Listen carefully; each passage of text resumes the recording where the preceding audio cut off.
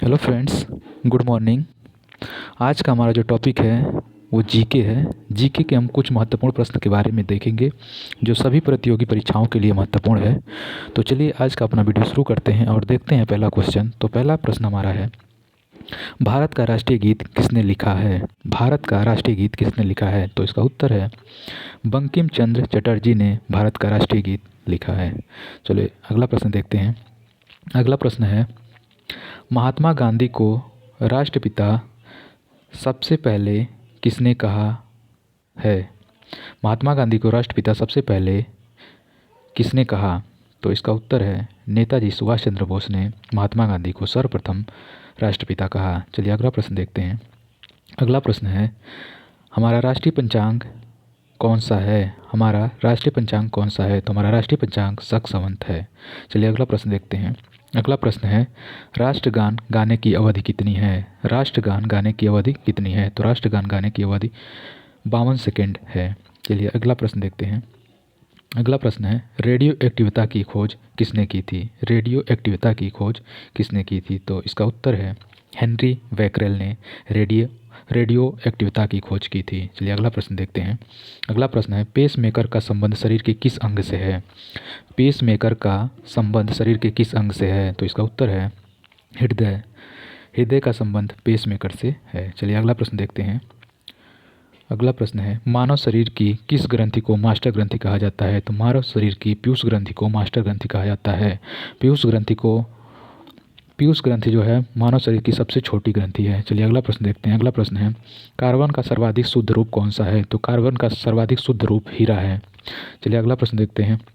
अगला प्रश्न है, एक्सरे का आविष्कार किसने किया था? एक्सरे का आविष्कार किसने किया था? तो एक्सरे का आविष्कार रोएंटगन ने किया था। चलिए अगला प्रश्न देखते हैं।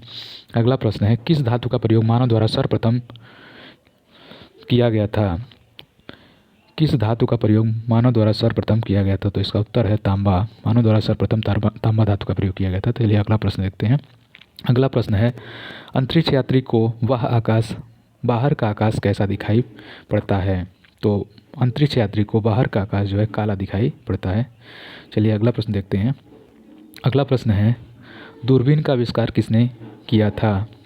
दूरबीन का आविष्कार किसने किया था? तो दूरबीन का आविष्कार गैलीलियो गैलीली ने किया था। चलिए अगला प्रश्न देखते हैं। अगला प्रश्न है, दिल्ली स्थित महात्मा गांधी समाधि का क्या नाम है? दिल्ली स्थित महात्मा गांधी की समाधि स्थल का क्या नाम है? तो दिल्ली स्थित महात्मा गांधी की समाधि स्थल का नाम राजघाट है। चलिए अगला प्रश्न देखते हैं।